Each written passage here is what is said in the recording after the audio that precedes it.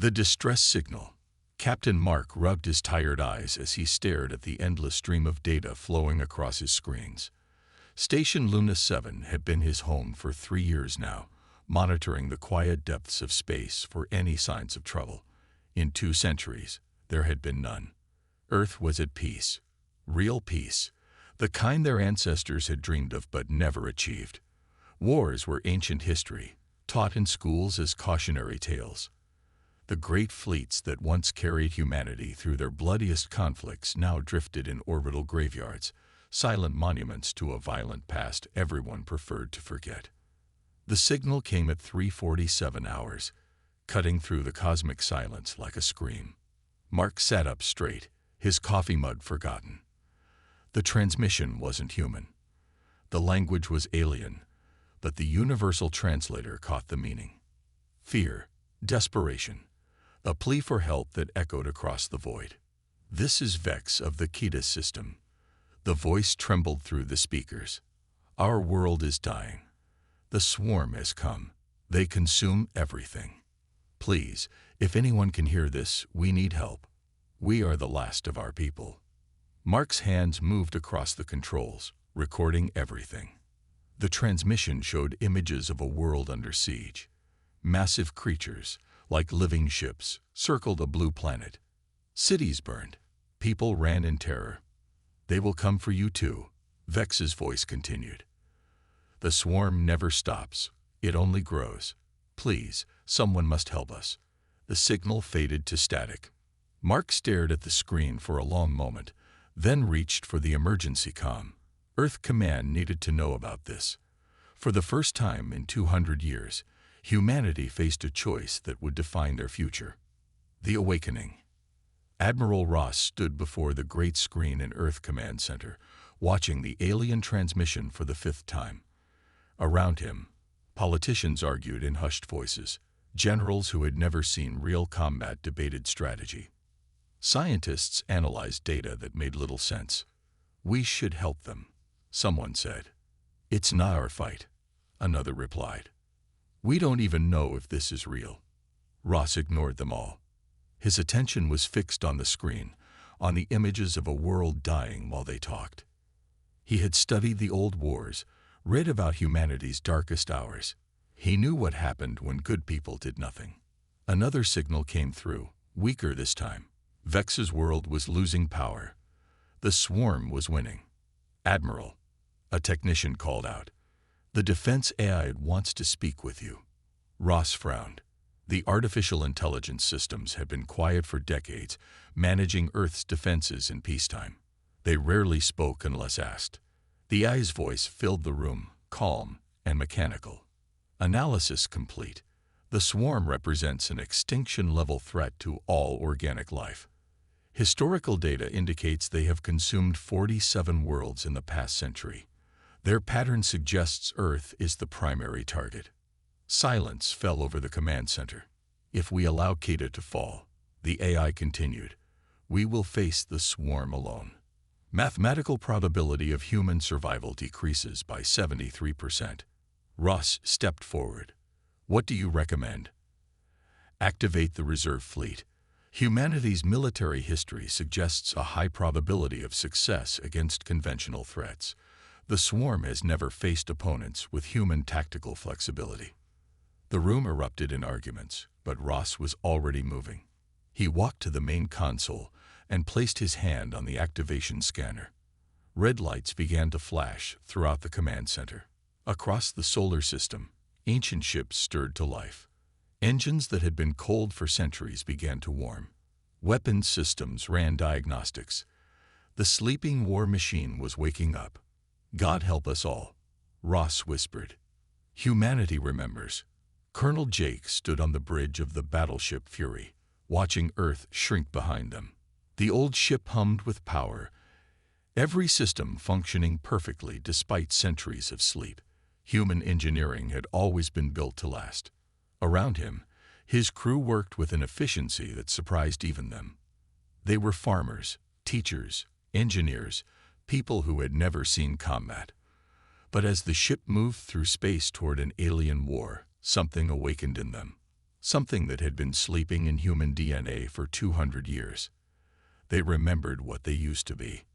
On Earth, Dr. Anna studied the data from Kita with growing horror. The swarm wasn't just an invading force. They were a plague that consumed everything in their path. Organic matter, metal, energy. Nothing was safe from their hunger. "They're not like us," she reported to Earth Command. "These creatures don't fight for territory or resources. They exist only to consume. They've destroyed entire star systems." But Anna also found something else in the data, something that made her smile grimly. The swarm had a weakness. They had never lost a war.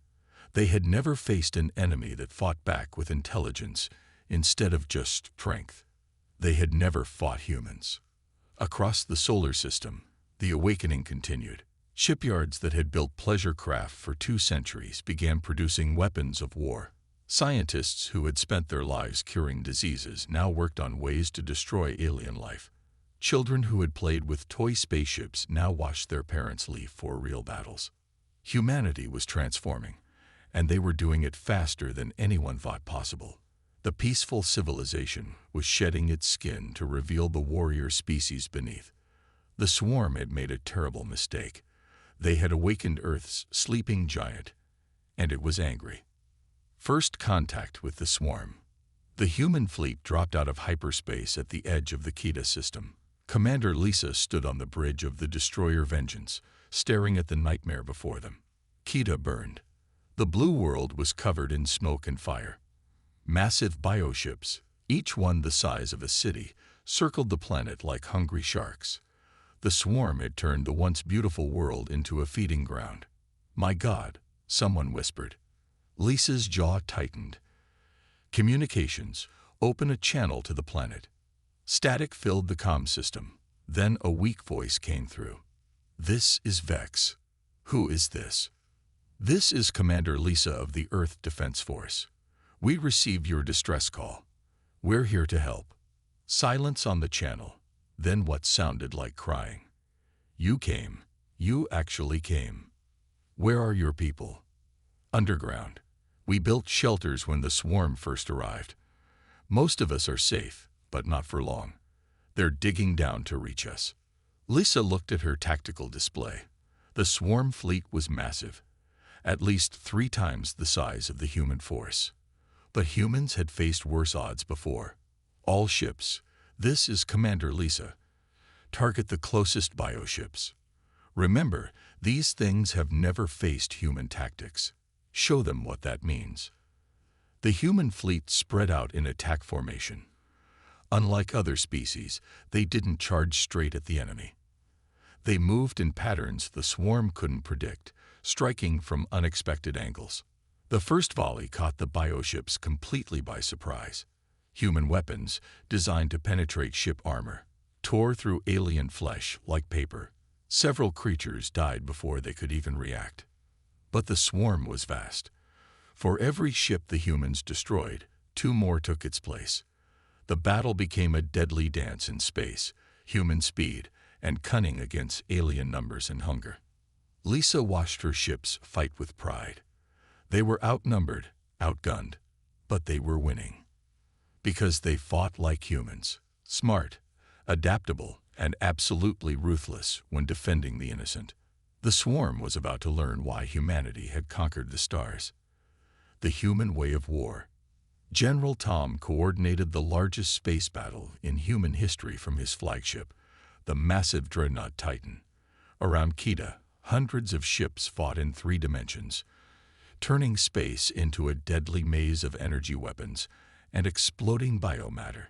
The swarm fought like a pack of wild animals, all instinct and aggression. But humans fought like chess masters, thinking 10 moves ahead. "Deploy the Ghost Squadron," Tom ordered. 50 human fighters, their hulls coated with stealth technology, vanished from swarm sensors. They struck at the alien command ships, targeting what appeared to be communication organs. Without coordination, the massive biofleet began to falter. On the planet's surface, Vex watched the battle through the eyes of his people's remaining satellites. He had never seen anything like it. Where his people had fought with desperate courage, the humans fought with cold calculation. They used fear as a weapon, making the swarm doubt itself for the first time in centuries. How do they do it? He asked Dr. Anna, who had joined the fleet to study the swarm up close. We've been fighting wars for thousands of years, she replied, watching the human cruiser use an asteroid as cover to ambush 3 bioships. We've learned that the best way to win is to make your enemy afraid to fight. The human fleet began using psychological warfare. They broadcast recordings of swarm deaths across all frequencies. They used holographic projectors to make their small fleet appear larger. They attacked in patterns that seemed random but were carefully designed to create maximum confusion. The swarm, which had consumed 47 worlds without ever feeling fear, began to retreat. But Tom knew this was just the beginning. Intelligence reports suggested the main swarm fleet was still out there, planning something bigger. The creatures circling Kita were just scouts. All ships pursue the retreating forces, he ordered. We need to find their main base. The tide of battle was turning, but the war was far from over. The swarm's last stand. Captain Reed stood in the briefing room of the assault carrier Hammer, studying the holographic display with grim determination. Intelligence had finally located the swarm's main base, a massive structure hidden in a nebula at the edge of the galaxy. It's a breeding facility, Dr. Anna explained to the assembled officers. They've been using it to create new bioships for centuries. If we don't destroy it, they'll rebuild their fleet within years. Admiral Ross appeared on the communication screen from Earth. This is a suicide mission. The base is defended by thousands of bioships. We're sending everything we have. But the odds are terrible. Reed finished. Just like every other important battle in human history, the human fleet that approached the nebula was the largest ever assembled. Every ship that could fight, every weapon that could fire, every person who could serve. It was humanity's entire military might focused on one target. The swarm base was a nightmare of organic architecture. Living walls pulsed with alien life. Breeding chambers stretched for kilometers. Bioships emerged from growth pods like deadly flowers blooming.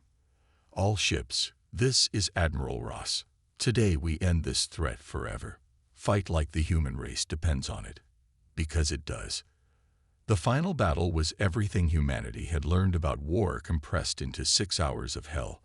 They used every tactic from their bloody history, feints and ambushes from the ancient wars, coordinated strikes from the space conflicts, electronic warfare from the information age. The swarm fought back with the desperation of a species facing extinction. Bioships the size of moons emerged from the base's depths. Weapons that could crack planets opened fire. Space itself seemed to burn. But humans had one advantage the swarm couldn't understand. They were willing to sacrifice everything to protect others. Ships rammed bioships when their weapons failed. Crews stayed at their posts as their ships died around them. Heroes were born and died in the same moment. Reed led the final assault on the base's core. His ship, battered and burning, punched through the alien defenses. In the center of the structure, they found it. The queen that had spawned 1,000 fleets. For Earth, Reed whispered, and fired every weapon his ship had. The explosion lit up the nebula like a new star. When the light faded, the swarm was gone. All of them. The species that had consumed 47 worlds was extinct. The new alliance. 1 year later, Vex stood in the Great Hall of New Geneva, Earth's capital city. Around him, representatives from dozens of species gathered to witness history, the signing of the first Galactic Alliance Treaty. Admiral Ross, now bearing the scars of the final battle, placed his hand on the agreement. From this day forward, no species will face extinction alone. Humanity pledges its protection to all peaceful worlds. Vex signed next, his hand shaking slightly.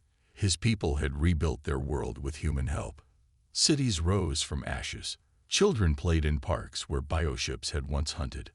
The nightmare was over. The universe is safer now, he said to the assembled delegates, not because the strong prey on the weak, but because the strong protect the weak.